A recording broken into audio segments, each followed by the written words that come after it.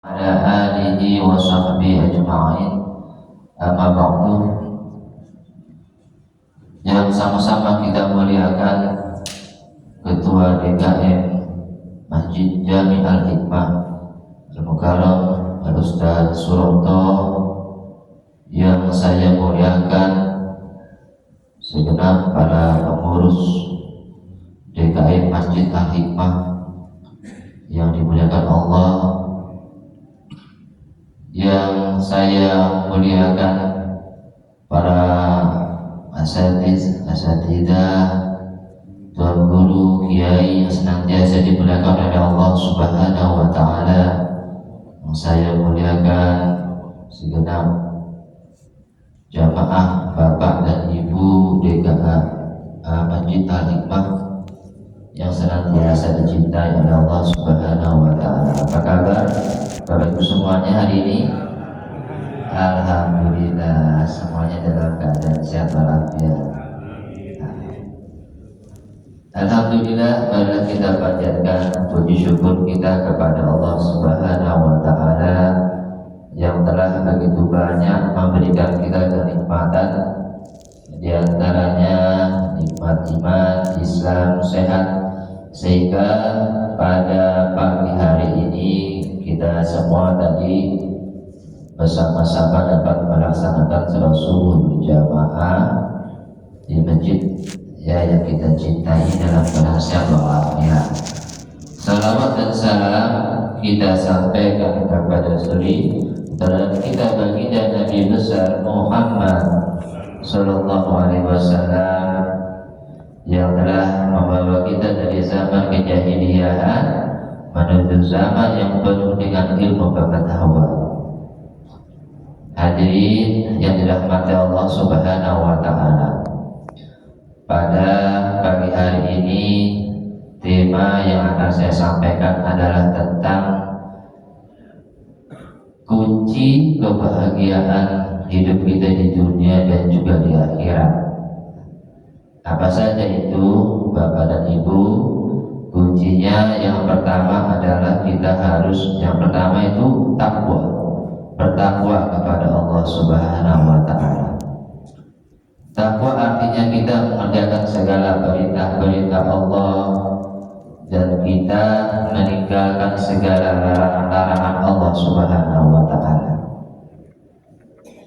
Lantas bagaimanakah ciri-ciri orang-orang yang bertakwa dalam pandangan Allah? Dijelaskan oleh Allah dalam surah Ali Imran. Allah Azza wa Jalla berfirman, A'udzu billahi minasyaitonir rajim. Bismillahirrahmanirrahim.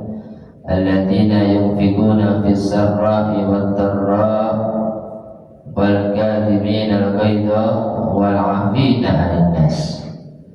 Nah, ini ciri-ciri orang-orang yang bertakwa kata Allah. Yang pertama adalah alladzina yunfikuna fis sarra'i wad dharra, yaitu orang-orang yang senantiasa menginfakkan hartanya, baik ya pada saat dia sedang lapang rezekinya ataupun sedang sempit rezekinya, dia tetap berinfak.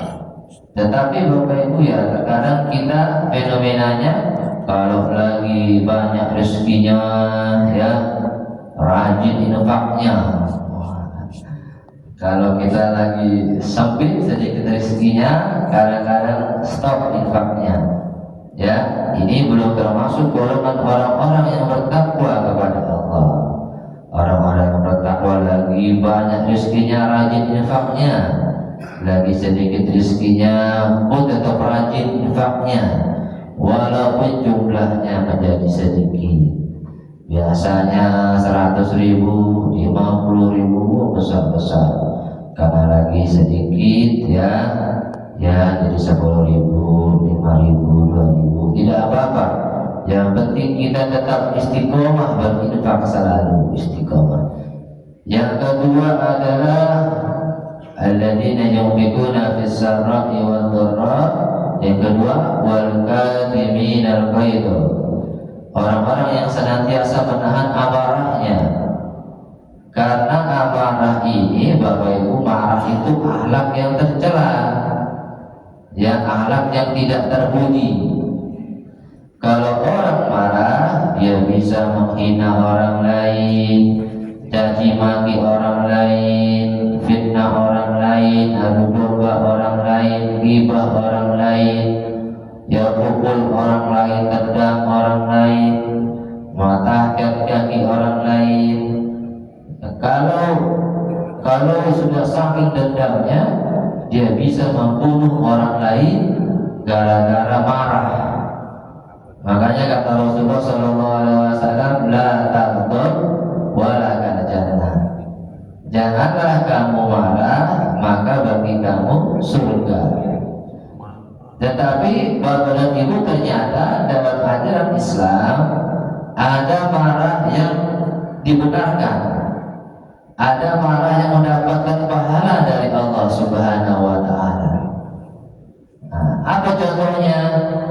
Ya, kalau Allah dihina kita harus marah, Rasulullah dihina kita harus marah, agama Islam dihina kita harus marah, istri kita istri kita digoda orang harus marah. Ya, anak-anak kita ya sudah besar dewasa gak mau sholat, ya kita harus marah. Anak-anak kita gak mau ke TPA, TPI Al-Quran, mengaji, belajar Al-Quran, ya gak mau ngaji. Nah, kita harus marah. Tetapi kalau marah kepada anak dalam batasan-batasan yang wajar, tidak boleh marah sampai menzolimi anak, memukul anak, menendang anak, menyabeti anak. Ya, nah, ini nanti malah timbulnya adalah lebam di tubuhnya anak, pada biru, ya. Udah gitu akan timbul muncul kebencian dalam diri hati anak kepada orang tuanya. Nah, gitu. Ya. Jadi kita bukan menjadi orang tua yang diidolakan anak, dikagumi anak. Kalau kita salah menerapkan konsep parenting, ya, cara mengasuh anak dengan kekerasan fisik caranya, itu anak malah akan tidak suka kepada orang tuanya. Yang anak suka itu adalah dia punya orang tua ya yang memiliki sifatnya Allah, Ar-Rahman Ar-Rahim, ya. Orang tuanya penuh pengasih dan juga penyayang. Orang tuanya halus, lemah lembut, tidak kasar, tidak suka menghina anaknya, ya. Hal itu diidolakan anak. Ya, kalau udah sore baru dengar bunyi motor bapaknya pulang aja udah girang bener, ya kan? Ayah pulang, pada lari, ya, langsung pada cium tangan sama ayahnya, ya, senang. Anaknya pada senang kalau punya orang tua yang seperti itu, ya, yang disukai, diidolakan oleh anak-anaknya. Maka parenting dalam Islam itu adalah parenting yang tegas, tapi tidak boleh keras. Ya, tetap kalau seorang punya salah berbuat, dia tetap kita arahkan, dinasehati ketegasan kita, tapi nggak boleh dengan kekerasan. Ya, Bapak dan Ibu dirahmati Allah Subhanahu wa Ta'ala. Tadi yang kedua adalah ya yang pandai menahan amarahnya, kata Allah. Yang ketiga adalah kata Allah, wal 'afina 'anil nas, suka memaafkan kesalahan orang lain, ya, jiwanya pemaaf, ya, tidak pendendam, walaupun mungkin sering disakiti oleh mungkin kawannya, ya, tapi dia selalu memaafkan, gitu ya. Pokoknya betul-betul jiwanya memaafkan. dia sudah memaafkan sebelum temannya meminta maaf. Ya, bapak dan ibu, jiwanya pemaaf pokoknya. Nah, yang ketiga ciri-ciri orang yang bertakwa itu adalah senantiasa meninggalkan, menjauhi segala perbuatan kemaksiatan, ya, perbuatan dosa, kemungkaran, kemaksiatan itu dia selalu usahakan tinggalkan. Walaupun sulit, ya, sulit susah tuh, sulit gak Pak Bu? Ninggalin dosa gitu-gitu ya. Apa supaya kita tak berbuat dosa deh, gitu susah nggak? Susah ya, ya susah. Karena kata Rasulullah, al-insan mahallu khata wa nisyan. Manusia itu adalah tempatnya berbuat kesalahan dan lupa. Itu sifatnya manusia, salah sama lupa. Ya, selalu udah tobat lagi, nanti salah lagi, tobat lagi, salah lagi. Sifatnya manusia. Yang penting ada tobatnya, ya, jangan salah bablas ya, salah terus ya. Nah gitu. Salah sama lupa. Nah, manusia itu selalu salah sama lupa. Tapi kita, ya, sebagai orang yang bertakwa harus sekuat tenaga azam supaya meninggalkan segala dosa-dosa karena tidak disukai oleh Allah Subhanahu wa taala. Sekarang apa sih dampak kalau seseorang itu suka melakukan kemungkaran, ya, kemaksiatan gitu. Ya, melanggar larangan apa? Perintah Allah dilanggar, terabas. Apa dampaknya? Dampaknya itu dalam Islam adalah yang pertama akan diazab oleh Allah Subhanahu wa taala. Nah, ini yang pertama, bahaya ini, diazab. Ada contohnya enggak? Contohnya bukan dosa yang menyebabkan Nabi Adam dikeluarkan dari surga karena memakan buah kuldi. Bukankah dosa yang menyebabkan kaum Nabi Nuh alaihissalam dikirimkan oleh Allah banjir bandang yang tinggi setinggi gunung karena kaum Nabi Nuh tidak mau beribadah kepada Allah Subhanahu wa taala. Bukankah dosa yang menyebabkan Qarun beserta harta bendanya ditenggelamkan oleh Allah yang di dasar bumi karena Qarun tidak mau, karena Qarun sombong akan harta benda yang dia miliki. Ya, harta benda yang dia miliki katanya karena kepintarannya, bukan karena min fadli rabbi, bukan karena atas karunia dari Allah Subhanahu wa taala.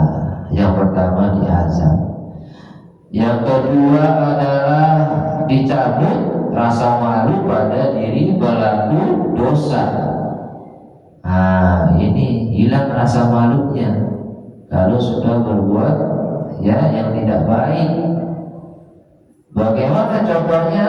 Ya, yang pertama contohnya kita lihat, ya, mungkin di masyarakat, ya, ada seorang wanita yang terbuka auratnya, ya, berjalan berlenggak lenggok seperti itu, ya, ketawa ketiwi tanpa rasa malu, ya, pada dirinya. Ya, itu kenapa? Karena Allah sudah, ya, cabut rasa malu pada diri pelaku, ya, maksiat itu. Padahal dalam Islam kalau sudah balik maka wanita wajib menutup auratnya, memakai jilbab kecuali wajah dan telapak tangannya yang boleh terlihat. Nah, ini kalau dikerjakan bisa mendapatkan pahala dari Allah Subhanahu wa taala. Ya, dan juga bisa terhindar dari yang namanya godaan-godaan, ya, dari pria-pria yang tidak baik, dari pelecehan seksual, ya, kalau menutup aurat dan menjadi wanita yang berwibawa, yang disegani oleh orang, berwibawa. Nah, itu, ya, kalau memakai jilbab menutup auratnya.